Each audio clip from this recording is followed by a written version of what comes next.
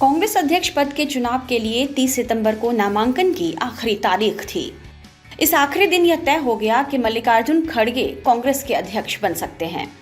हालांकि उनके मुकाबले चुनाव में शशि थरूर खड़े हैं, लेकिन कांग्रेस लीडरशिप की पसंद और पार्टी के तमाम वरिष्ठ नेताओं के समर्थन से खड़गे की जीत की राह आसान मानी जा रही है। अगर खड़गे जीतते हैं तो करीब 24 साल बाद वे गैर गांधी चेहरा होंगे जो पार्टी की कमान संभालेंगे। 51 साल के बाद वे दूसरे दलित कांग्रेस अध्यक्ष बनेंगे। बाबू जगजीवन राम 1970-71 में पार्टी के अध्यक्ष रह चुके हैं। पार्टी की कमान संभालते ही खड़गे के सामने चुनौतियों के पहाड़ होंगे, जिनमें सबसे प्रमुख है हिंदी पट्टी के राज्यों जैसे यूपी, बिहार, मध्य प्रदेश जैसे राज्यों में पार्टी को मजबूत करने की चुनौती होगी।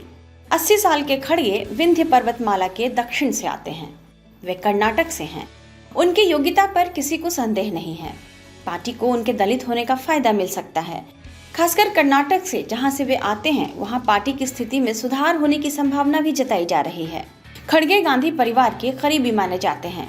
पेशे से वकील रहे खड़गे पार्टी में नीचे से ऊपर उठकर आने वाले नेताओं में एक हैं।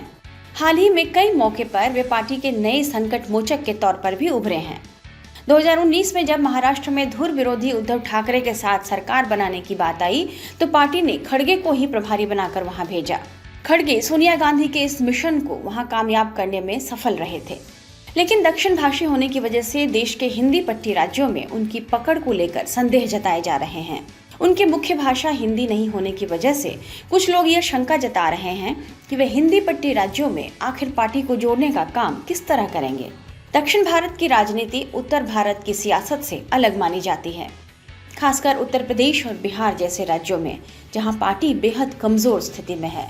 जानकार मानते हैं कि दक्षिण भारत से होने के बावजूद सदन में वे हिंदी में ही अपनी बात रखते रहे हैं। अंग्रेजी, मराठी, कन्नड़ सहित अन्य भाषाओं पर भी उनकी अच्छी पकड़ है, इसलिए भाषा उनकी राह में रोड़ा नहीं बनेगी।